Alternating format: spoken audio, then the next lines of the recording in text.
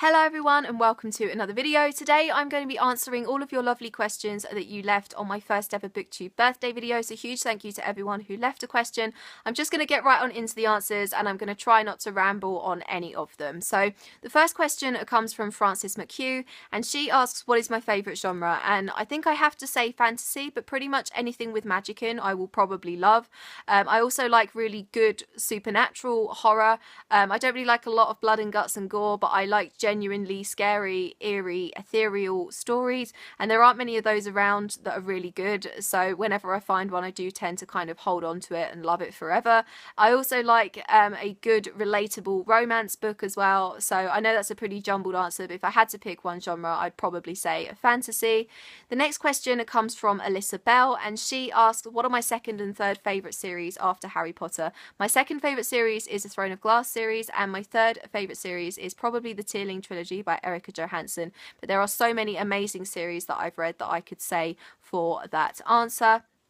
Alyssa's next question is, what is my favourite thing to do outside of reading? So reading does definitely take up most of my free time, but I also like obviously spending time with my friends and with my cats. I like going to the cinema when I can. I like travelling when I can. I like wandering around charity shops, seeing what I can get for really good prices. So just a lot of general stuff really, but reading is certainly my main hobby and definitely the thing that takes up most of my free time. The next question comes from Mirna Gonzalez and she asks, which author or book made me fall in love with reading? So I have to say J.K. Rowling and the Harry Potter series because it was the first series I read when I was a kid that got me really hooked. I'm also going to say Jacqueline Wilson, who is a really good British children's contemporary author. I loved her books when I was growing up and I do occasionally like rereading them now because they're nostalgic and they make me smile. I'm also going to mention Stephen King because I first read him when I was about 12 or 13 and he opened up the whole horror genre for me, so I think I have to give credit to all three of those authors for starting my love of books. The next question comes from the Lawn Gnome and he asks, what are some of your interests outside of books and would you consider sharing them on your channel? So as I said, I really like going to the cinema and I also like watching film and TV on Netflix and online, and I have considered doing some more film videos and some more film based blog posts and maybe some more film reviews and just talking about films I've recently seen and my favourite films and things like that. So yes, I would definitely consider doing some more film based content in the future. Another of my interests is mental health and mental health awareness, which I know I have done bits of in the past and I could definitely do more of. I'm also really interested in feminism and gender equality, which I know I have mentioned if it's related to a book I'm reading or something like that, and maybe I could do some more kind of positivity style videos or something along those lines. So yes, I would consider doing all of those things in the future, but I think this channel will always be predominantly about books because that's my main interest. So yeah. The next question is also from the Lawn Gnome and he asks, what legacy would you like to leave behind on YouTube after you have stopped filming? And this is an amazing question, so thank you so much for asking it, Steve. I think the main thing that I want people to take away from my videos is that if you want to create a YouTube channel, you can, because I don't edit my videos, I don't use any professional camera or lighting equipment or anything like that. It's literally just me. I did actually film a video last year, I think it was called something like So You Want to Be a YouTuber or something like that. I will leave a link to that video in the description down below where I talk about all of the key ingredients that I think are important for starting your own channel. So if you are thinking about starting your own channel, maybe give that video a watch where I talk about all of the things that I think are most important for starting your own channel. None of those things are professional equipment. The next question is from Sophie Elaine and she asks, how did you come out to your friends as a YouTuber? And this is another great question, so thank you, Sophie. I didn't really come out to my friends as a YouTuber. They just kind of found it because obviously I was promoting the videos on my Twitter and my Instagram, which they already followed, so I think they just kind of realised that this was something I did now.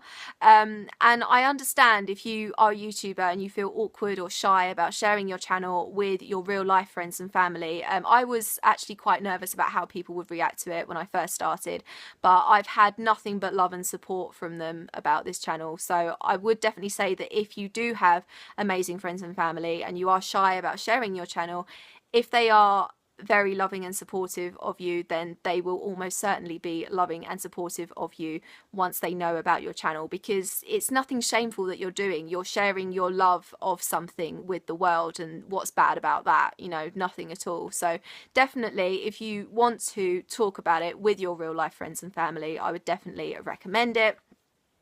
The next question comes from Lauren P, and she asks, what series would you recommend to someone just getting back into reading? And I don't know about a series, obviously apart from Harry Potter, which if you haven't read, then please read it, but certainly two authors I would recommend are John Green and Rainbow Rowell. John Green was the first YA author I read as an adult, and he opened up this whole YA world to me, and his books are very addictive, his characters are very realistic, and Rainbow Rowell is the same. She writes amazing YA contemporary books. So if you're looking to get into YA or read more YA in general, I would recommend either of those. But you know, pretty obviously Harry Potter, Throne of Glass series, all of the series I love, I would definitely recommend, and they are great places to start getting back into reading if that's what you're trying to do. Another question from Lauren P is, what are some of my favourite underrated books? And I did actually do a Top 5 Wednesday recently about some of my favourite underrated books, so I will leave a link to that video in the description down below. But as well as all the books I talk about in that video, I also want to mention The Fire and Flood duology by Victoria Scott. And it's not terribly underrated, at least it wasn't when it first came out, but now that both of the books are out, it's not really a series that people keep talking about, if you know what I mean. And I loved that series. I gave both of those books 5 stars. It's a YA action adventure. It does have a kind of Hunger Games feel to it. It's about a world where a group of kids are competing in a Hunger Games style event to win a cure for their terminally ill loved one. So all of the people who are competing in this event have a terminally ill family member or friend, and it's really, really fast paced, really exciting. They have these really cute Pokemon style animal companions to help them through the event. It's a really unique duology, and I definitely recommend it if it sounds like your sort of thing. The next question also comes from Lauren P, and she asks, what do I do for a living? I am a junior content producer at netmums.com, which is the UK's largest parenting website and forum. And basically what I do for them is I produce local listicles, so they are basically articles letting parents know what they can do with their kids in their local areas at certain times of year and things like that. I also produce all of the commercial content. I work with the project managers and the sales team to basically get the commercial advertorials and that whole commercial content actually onto the site. I also do a lot of tech and admin work, so if there are broken links or redirects to be done, I help sort those out and things like that. So it's a really varied job, and I've only been permanent with them since the 1st of January. Before that, since between May and December of 2016, I was a freelance content producer with NetMums, but they made me permanent in January. So I'm still relatively new to it, but it's a really lovely company to work for, and I am really enjoying it so far.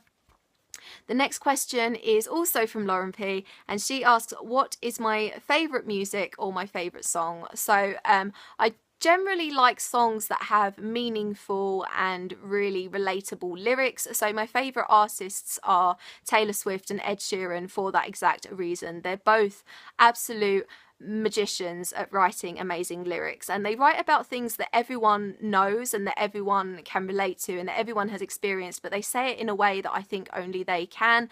Like, they say it in ways that you would never think to put it yourself, and I absolutely love that. They're both incredibly talented. My favourite genre of music in general is pop punk, so I love obviously Busted and McFly and McBusted, but I also love the Wonder Years, Bowling for Soup, New Found Glory, Patent Pending, Def Havana, A Day to Remember, bands like that. So yeah, but pretty much anything that has good, beautiful, meaningful lyrics are definitely my favourite musics and songs. But my favourite song of all time is Don't Stop Believing by Journey, just because it's a real feel-good song, and again, it has some amazing lyrics.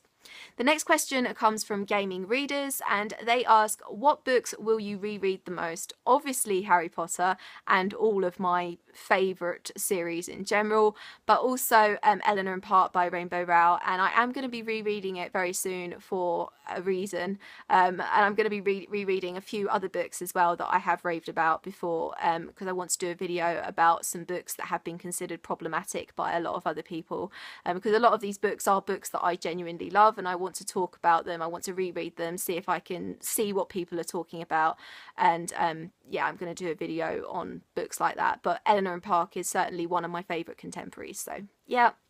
And the last question comes from Maxine, and she asks, what was the last book to make me cry? And that's definitely Never Fade by Alexandra Bracken. It's the second book in the Darkest Minds trilogy, and it was just such an emotional roller coaster, very, very emotionally draining, complete heartbreak of an ending, and I really need to finish that trilogy, but I'm a little bit worried about it breaking my heart even more, if you know what I mean. So yeah, we'll see how that goes. And that is the end of this answer part of my Q&A. This has been really good fun, so I think I probably will do another Q&A at some point. Probably not anytime soon, but maybe like another milestone or something like that. So yeah, thank you to everyone who asked questions. I've had really a great fun answering them. I will leave all of my social media in the description down below. I hope you're having an awesome day, and I'll see you very soon for another video. Bye bye.